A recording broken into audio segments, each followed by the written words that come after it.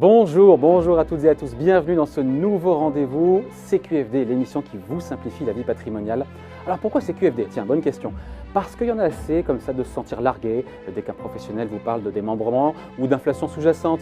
Nous, dans cette émission, on va éviter de vous filer la migraine, bien au contraire. On va dire les choses simplement, avec ce souci permanent d'être clair et compréhensible. Et chaque mois, nos experts seront à votre service pour faire le plein de bonnes idées pour mieux gérer votre patrimoine et maximiser la rentabilité de vos placements. Allez, le sommaire à présent, au programme de CQFD aujourd'hui, on parlera du prélèvement à la source. Bien sûr, faut-il redouter un trou dans votre budget? Et si vous bénéficiez des crédits d'impôt, on va tout vous expliquer. On reviendra aussi sur la hausse des prix en France, l'inflation qui a connu un pic cet été. Alors, est-ce que ça peut nuire à vos placements? Comment réagir? Réponse tout à l'heure. Enfin, on parlera de la pierre papier qui continue de susciter l'engouement des épargnants cette année avec plus de 2 milliards d'euros de collecte en 6 mois. Mais d'abord, c'est parti pour le JT de CQFD.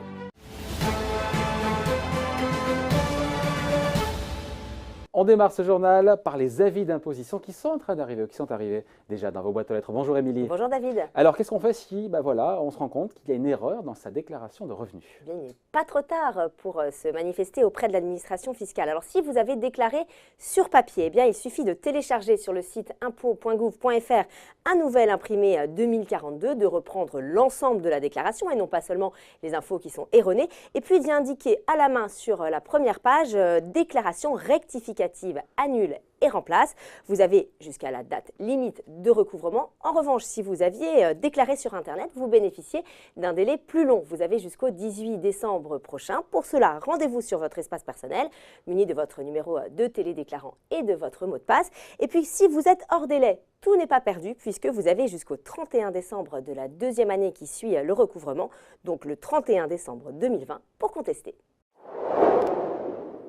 Allez, on poursuit ce journal avec cette bonne nouvelle. On bénéficie désormais d'un droit à l'erreur, Émilie. Et oui, alors ce droit, il vient d'être introduit par la loi pour un État au service d'une société de confiance, publiée au journal officiel en août dernier. Alors concrètement, ceux qui méconnaissent involontairement une règle pour la première fois ne seront plus sanctionnés. Il peut s'agir par exemple de l'oubli d'une pièce justificative ou encore d'une erreur dans une info que l'on communique. Alors attention, ce droit, il ne s'applique pas pour les récidivistes, il ne s'applique pas non plus lorsqu'il y a atteinte à la santé publique ou à la sécurité des personnes et des biens. Idem en matière d'impôt, les erreurs restent sanctionnées même au premier manquement, mais l'administration pourra réduire les intérêts de retard de 30% si elle estime que vous étiez de bonne foi. Elle pourra même les réduire de moitié si l'initiative vient de vous. On le sait, le mois de juillet est réputé favorable à la collecte en assurance vie. Eh bien, juillet 2018 ne fait pas exception. Et oui, les chiffres publiés par la Fédération française de l'assurance confirment cette tendance. Alors la collecte nette, les cotisations moins les prestations, a atteint 3 milliards d'euros en juillet. C'est un record depuis janvier 2016. On l'explique par un effet saisonnier. Il faut savoir qu'à cette période, les salariés reçoivent des primes qu'ils reversent ensuite sur leur contrat d'assurance vie.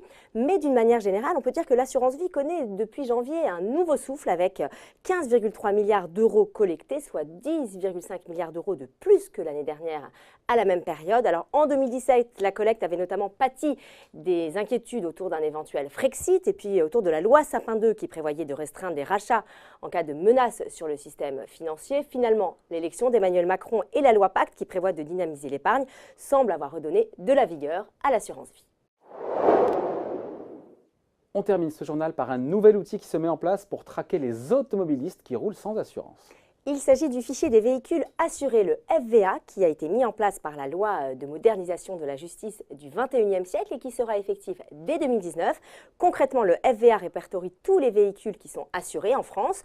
Du coup, policiers et gendarmes sauront tout de suite si le véhicule qu'ils sont en train de contrôler est assuré ou pas.